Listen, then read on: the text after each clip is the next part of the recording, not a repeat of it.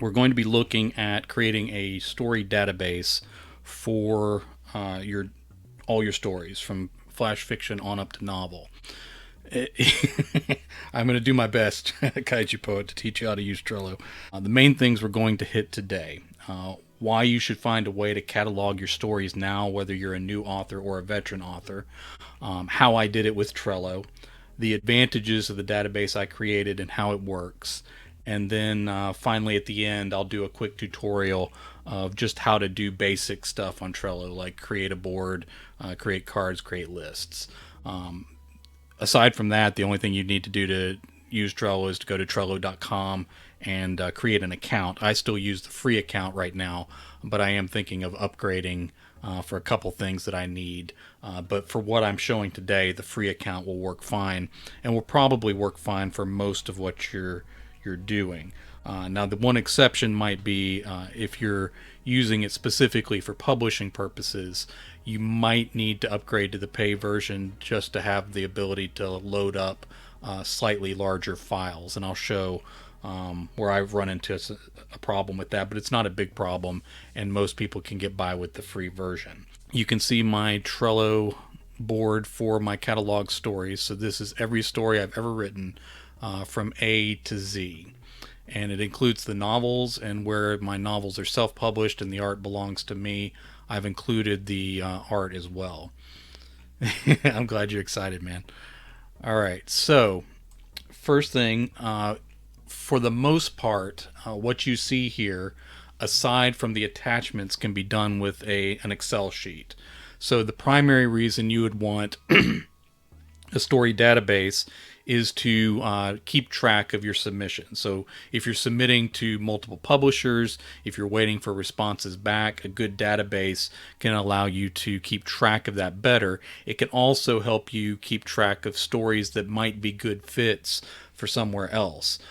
Especially if you're a new author, it's tempting to think, well, I've only written maybe 5, 10, 15, 20 stories, however much it is as you're going up, and you're like, I can keep all that in my head.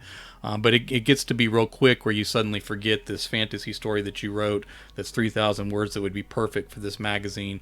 They may still reject it, but the fact you remember it's there can help you say, okay, this calling is out there. I think I have a story that fits, and you're not having to search to find it.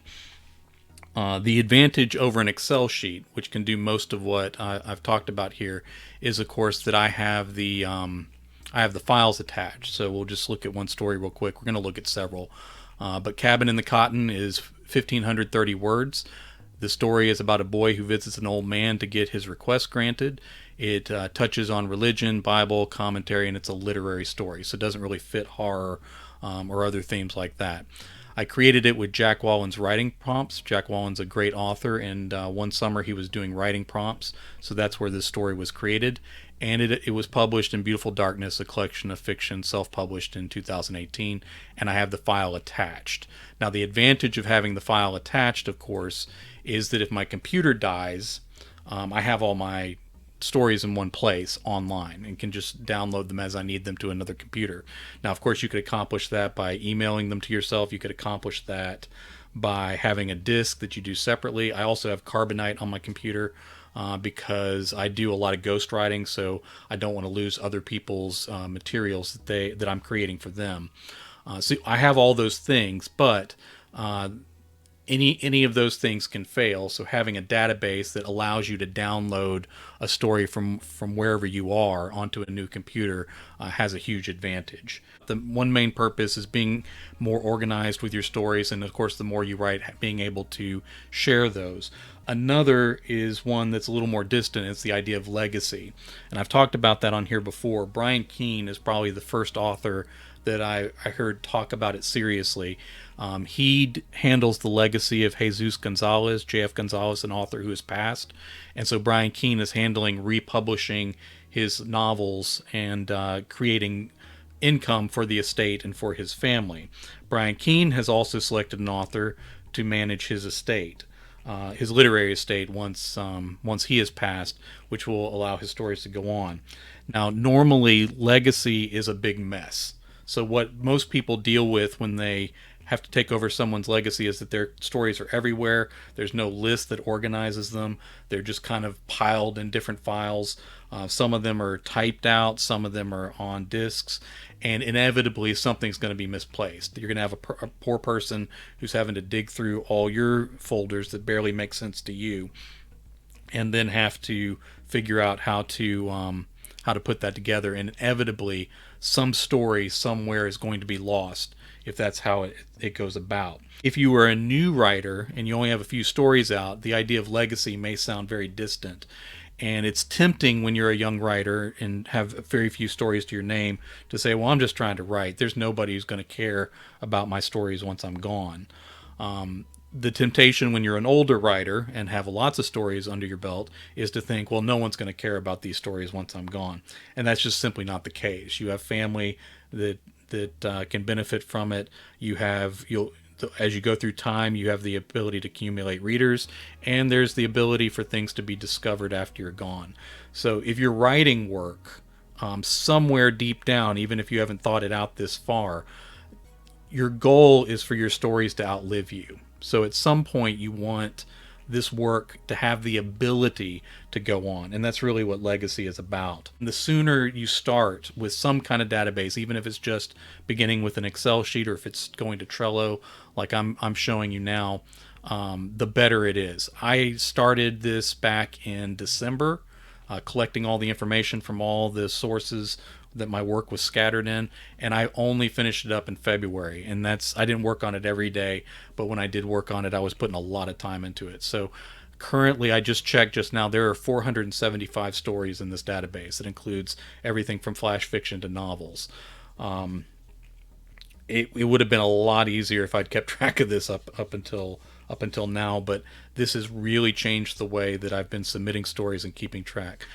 No problem interrupting, but are these attached files in a submission-ready format? Let me find one that's here. So here I have Captain Ironheart's Long Goodbye.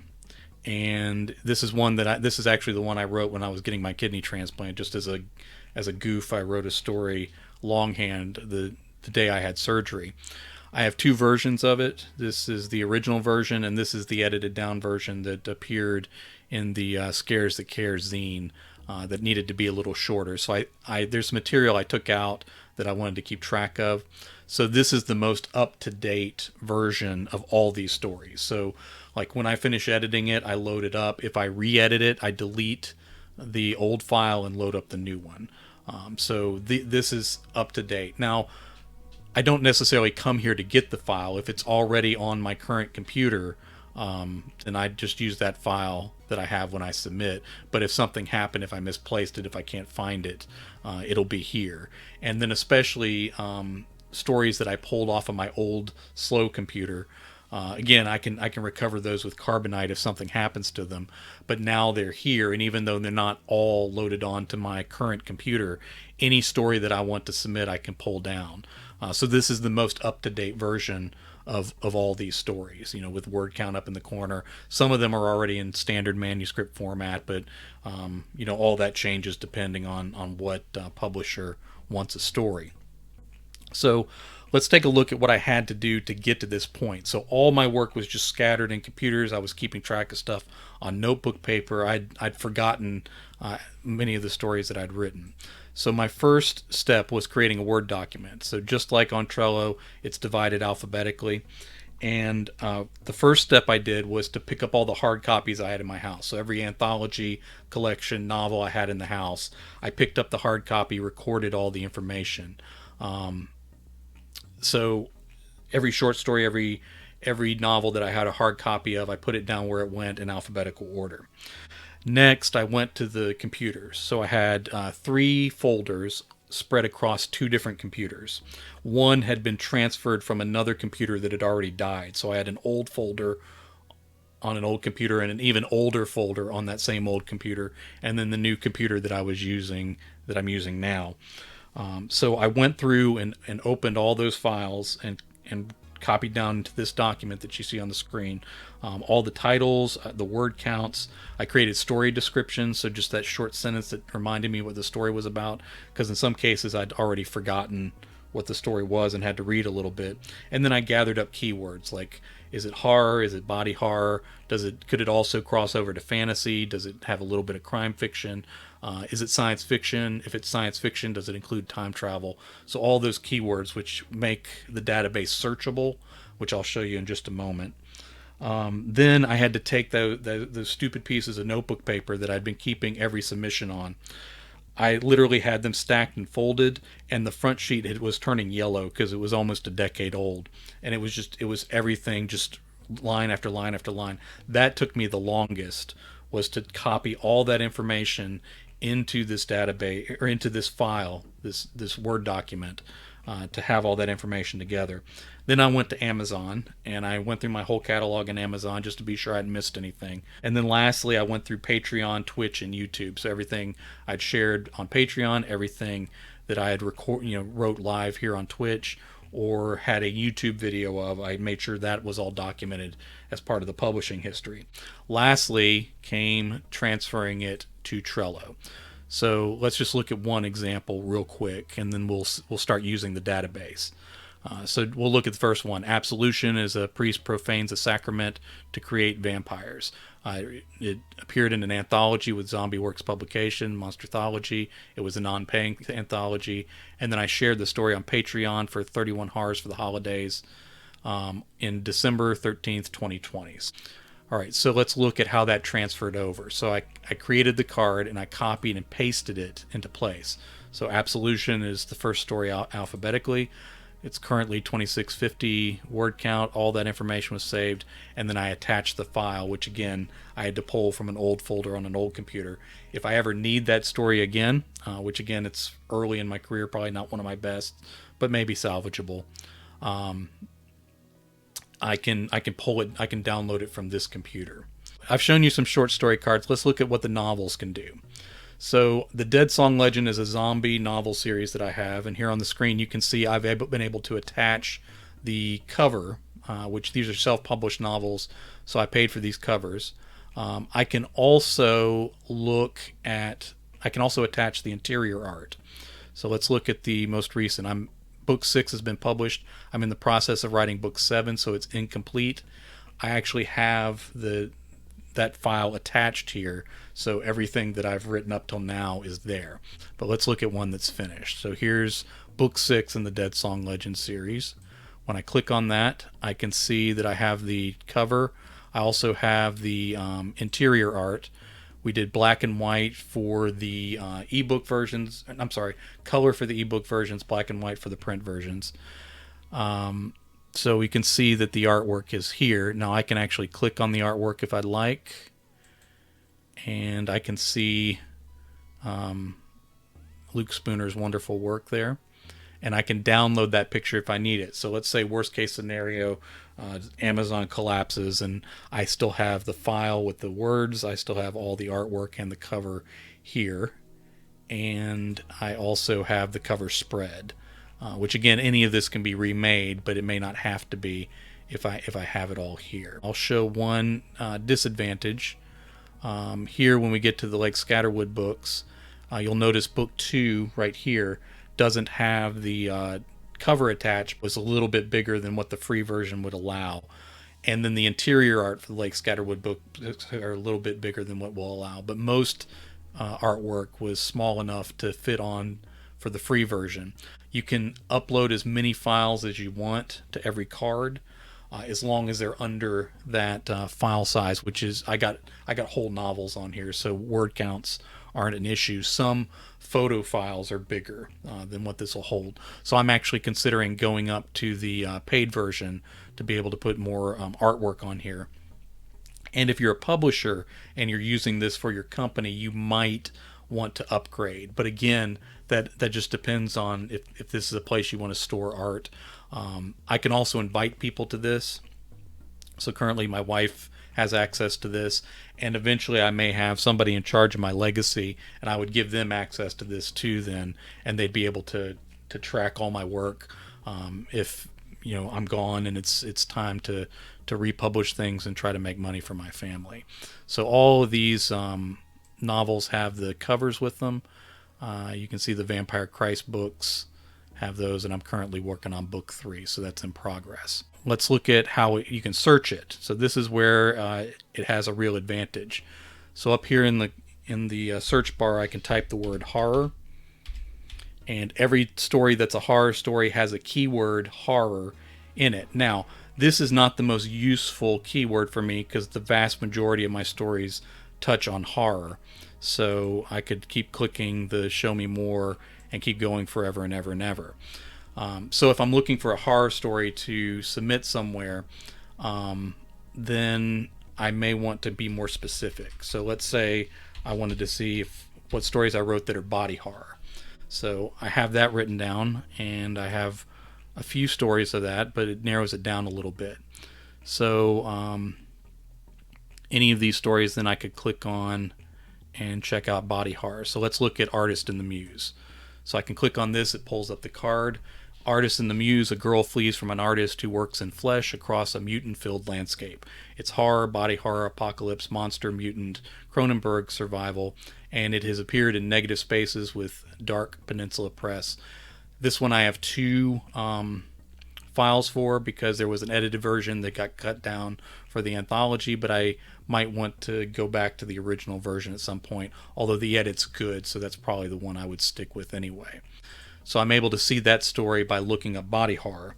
Now let's say cosmic horror. I can see all my cosmic horror stories, and if I wanted to look at, say, Boss Cthulhu, it's 4,800 words. A town splits over which elder god to support. It's cosmic horror, humor, comedy, parody, social political commentary. It appeared in both editions of Volume 1 of Shadows Over Main Street. Now I can also do splatter, in the splatterpunk. I have a bunch here. So let's say I wanted to look at Seersucker, which is 10,280 words. It's about 2 Southern families who battle to the end over the death of a daughter. It's Southern, it's grindhouse, extreme horror, splatterpunk, revenge, story feud. Those are the keywords. It was nominated for a Splatterpunk Short Story Award in 2019, and then I had it in a self-published collection. I also shared it on Patreon on February 5th, 2019, which I'm guessing is right around the time it was nominated. So I shared it with my patrons as a celebration of it being nominated. Of course it lost because that's a very stiff competition and the stories were very, very good that year. Crime fiction that I've written, I can see all the crime fiction stories that I've written.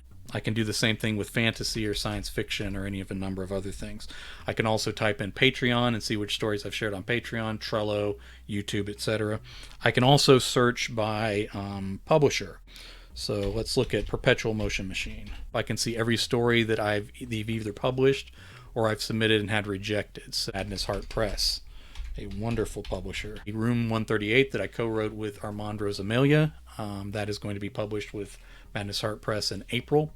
I'm also going to submit a short story to one of their callings here soon, so I'll have a second entry here. But I can do that with any publisher. If I'm not sure if I've submitted something to a particular publisher before, I can type that publisher in and see everything that I've sent and also see what they've rejected. So in that way, I can see, okay, they're not liking this type of story, and I can actually look for something different or something closer to what they might accept. I can see this being a tremendous asset down the road. I might have to start this now. And my recommendation is start now. Even if you don't dive into this, at least have a spreadsheet that can help you organize. But starting here will save you probably 3 months of work is what I ended up doing. I'm surprised that I didn't give up partway through. All right, so let's have a little fun here. I'm going to look at some of my biggest misses and look at some of my biggest hits. So we're going to look at, I guess, stories that have like the biggest publishing history. So I'm going to look up the story Birthday Wish. I can actually just scroll to them at this point, so I'm probably not going to use the search function for all of these. So I go to Birthday Wish. It's a girl discusses her childhood through the zombie apocalypse by telling about her birthdays. Keywords are zombie, apocalypse, horror, survival. I self-published it with this tiny thing that I did on lulu.com.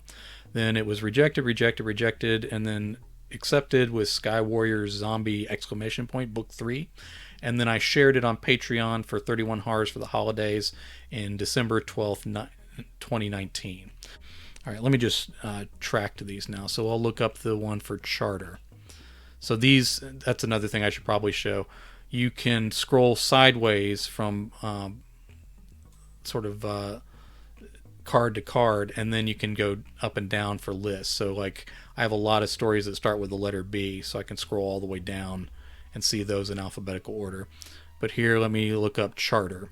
So this one's 6,000 words. A teacher finds out hell is a school. It's horror, parody, satire, social commentary, afterlife. Rejected, rejected, rejected, rejected.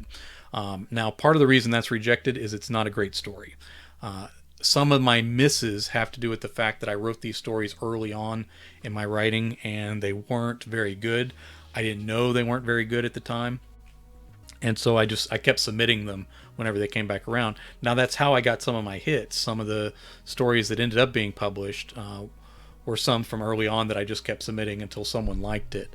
But a lot of these early stories had to do with me just not knowing what I was doing, and I just kept submitting them over and over. Sometimes the problem was I didn't do a good job of looking at the actual publisher to see if it was a great fit. I just kept throwing things at the wall. So we'll look at a story called Evacuation. A girl escapes a troubled world through a portal with her brother. Then what? Cosmic horror, science fiction. It was rejected, rejected, rejected. Then it was published in Misery's Corral. Then it got an honorable mention for Best Horror of the Year. And then I shared it on Patreon as well. So that one had some rejections, but it had some hits as well. All right, I'll skip some of these I was looking at, but let's look in the K's. And then keeping score. A card game bet accidentally creates a curse of near immortality. It's a horror story. It was rejected, but a note that I have here, the editor of that particular anthology that rejected it contacted me later on his own and asked to use the story for a different anthology that he was doing for a different publisher. So that's an interesting rejection. I haven't had that happen very often. But an editor who rejected me actually came back and asked for the story for something else. I used it in a self-published short story collection I did with D. Fox Dunham, and it appeared in Breaking the Rules, which the editor who rejected it first took it there. It got an honorable mention in Best Horror of the Year, and then I actually shared it on Patreon twice. And this is a good example of why this database is helpful. I had no idea that I had shared it twice, and it was in the same year that I shared it. The series is called The Dead Song Legend, but it started with a short story called Dead Song that I just wrote, and was kind of a weird zombie story that really shouldn't have gone anywhere, a little over 4,000 words. A voiceover in a spooky documentary on the zombie apocalypse. It's literally a guy sitting in a sound booth reading a script for a documentary about music during the apocalypse. It was rejected once. It got accepted to a charity anthology with a small press that's gone now. Then it got chosen for Best Horror of the Year, Volume 5. After that, it got chosen for More Recent Dead with Prime Books. The only reason Prime Books picked it up was because it was in Best Horror, so they assumed it was good. And again, it's just kind of a weird story.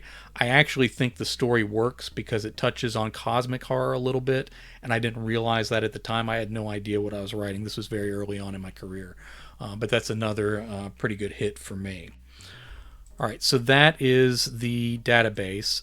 I would say one of the disadvantages is that if you want to share this with somebody, so if like you keep up this database and you decide, you get to be on up in years and you're like, I need to pick somebody to take care of my literary legacy, whoever you give access to would have access to it and be able to change things. The only disadvantage of having the documents attached is that if I hit delete and it says, are you sure you want to delete this? And I hit delete, it's gone. Like I can't get back to it. It's not going to the bucket on the side of my computer. It's gone.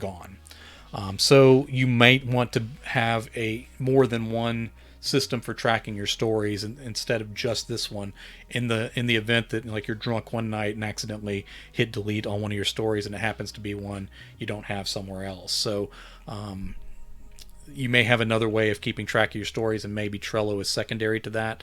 But that is the one thing that I would say to be careful of, is the fact that when you do delete something and it says, are you sure? And you say sure, that's gone. So let's before we go, let's look at other ways you can use Trello. So if I go to my home, these are all the boards that I have.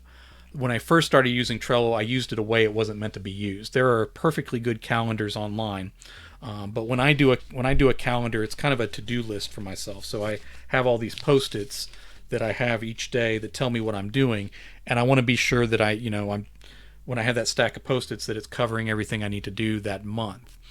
So everything from doctor's appointments to deadlines to when I'm streaming, all that stuff is on these post-it notes. Now, the way I keep track of that, I'll just click on December of last year. I do sort of a post-it note calendar. So I have December 1st through December 31st. And on these, I have everything that I'm working on that month. Now, the advantage of doing it on here before I write it down is, so of course this month is past, but I have up to June. So June is out there right now somewhere. If I'm planning this before I write it down, I could say, okay, I'm not doing the podcast on Saturday. I'd rather do it on Sunday. So I can drag that over here. If I'm not going to be working on Time Travel Academy 4, then I'll say, okay, I don't have time for this. I'm not moving it. I'm going to archive this card. So the card's gone. I'll say, okay, I'm working on the short story here, but I also want to work on it here, so I could add a card and so forth. Or, I get a doctor's appointment. The doctor on the 14th, I'm, getting a vaccine, and my arm's going to hurt, and I'm not going to want to type. So I'll move 2 things this way. I'll move 3 things this way. One other thing I might move to the weekend when I have more time, and I can clear a whole card. And then, when I have all that exactly how I want it, and I make sure I've got everything listed that I need to accomplish that month, I'll write it down.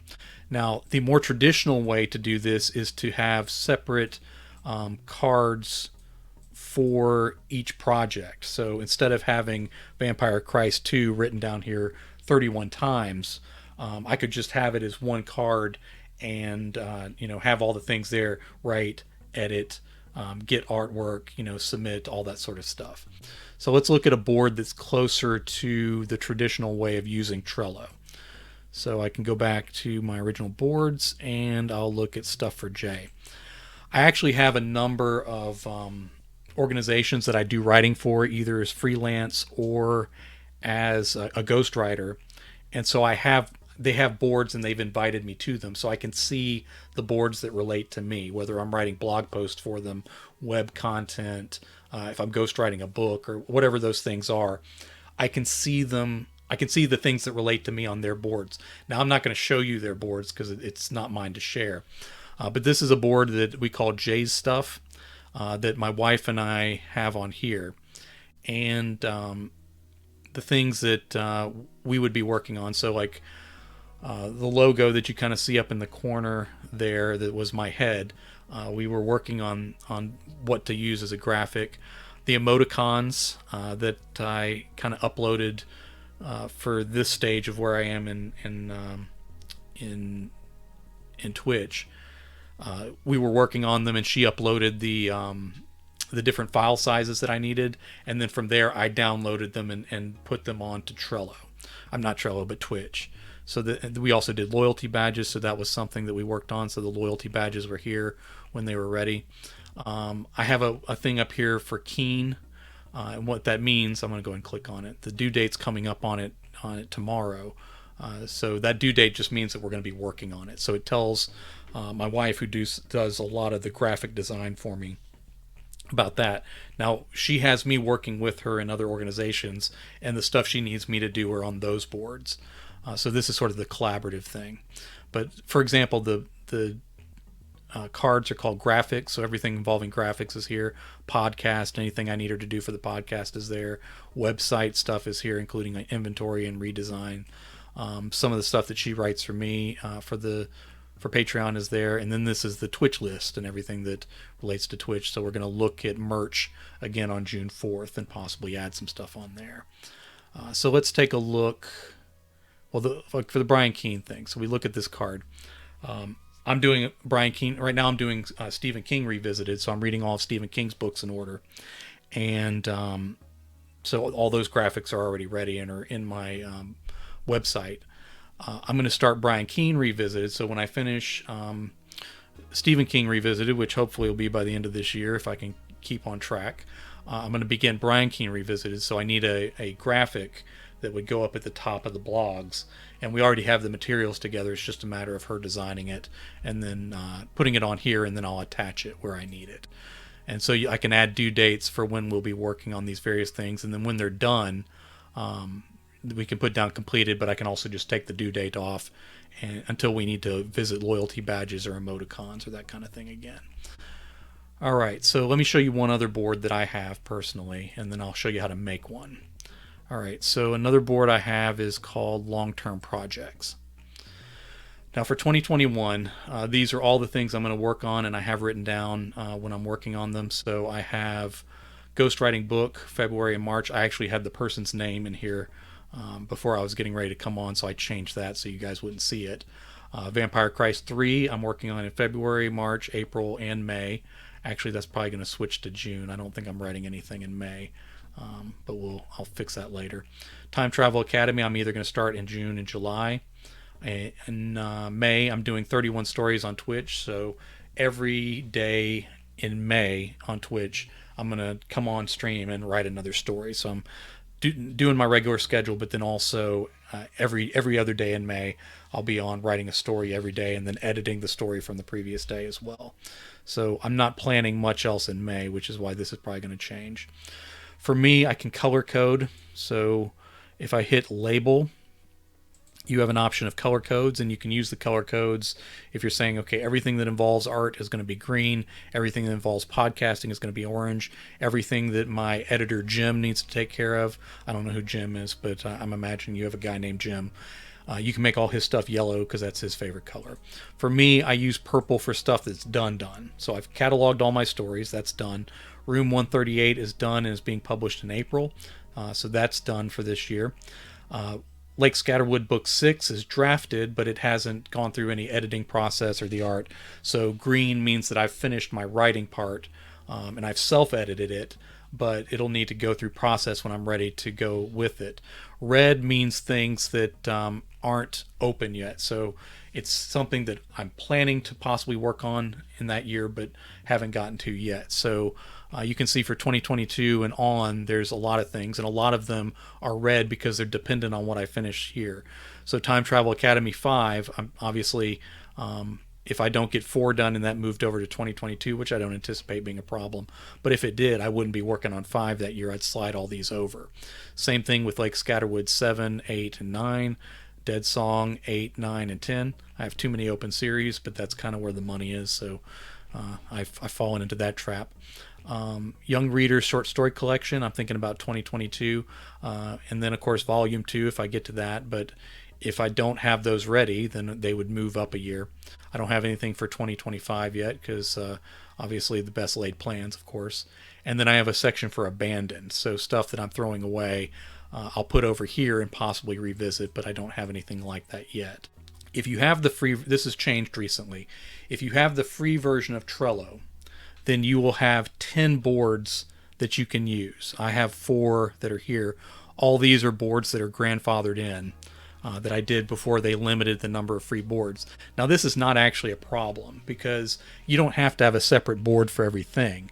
You can do a board that's all your writing stuff, and then you have a card that's books you're writing, you have a card that's if you're a publisher, things you're publishing, and so forth. So you can have as many cards as you want and as many lists on every card. So you don't need to hit your limit on 10 boards. You can also retire these boards. So you have 10 free boards, and if I'm done with a board, I can retire it, I can archive it, and then once it's gone, it doesn't count towards my 10 anymore. So there's a lot of ways you can game this system to stay free on Trello for as long as you like. But let me waste a board real quick to teach you how to do the board. So I would hit create a new board. Now the only thing that would be different for you is if you went in right now and you signed up for Trello, you would get their splash page or whatever, and then instead of clicking log in, you'd click sign up, and you'd go through that process, and you would get your free Trello, and then your home page would look blank because you wouldn't have any boards yet. But you would have a little box that said create new board, 10 remaining. And also Trello will throw a bunch of training videos at you that you either have to decide you want to watch or get away from. All right, so I would put this as my writing board, let's say. Let's say writing and such. I'm going to need to delete this after I'm done or I'm going to get really confused, but I'll go ahead and create the board. All right, so now I have this board. Now let me go back to the home page. Here's where it exists. It exists under recently viewed because I just looked at it, and it exists under my Trello workspace, which are my 10 free boards. Now that they've limited your number of boards, but again, you can work around that and not have a problem. So writing and such is what I got. I don't need the menu. I'm going to do add a list. So let's see. I guess it's lists, and on the lists are cards. So the big thing is board. The smaller one is lists and then cards. I'm going to call this. I'll just do different books. So we'll have a book called Great Times at the End of the World. All right, so I'll add the list. Now I got that, and I can do a new list. I can add another card, or I can add a card on here and be like drafting, and I can keep track of where I am in the drafting. I can add a card and say editing, and I can add another card and say submission. All right, so here's where we can get into the cards. Now I can click on this card and I edit the card. Just click on the card. Now I have all this part where I can do description. So I can say finished chapter 3 2/14/21. Now, why you're writing on Valentine's Day instead of taking care of your significant other, I don't know, but that's your business. Now, let's say I had somebody working with me. I'm talking to the publisher, and I'd say, I'll have more time in March. All right, so I can put that comment there. I can also tag someone in that comment, save that comment, and now like someone could comment back to me if I was working with an editor or something like that. So I can add another card, and this one could be podcasts. Okay, let me add the card.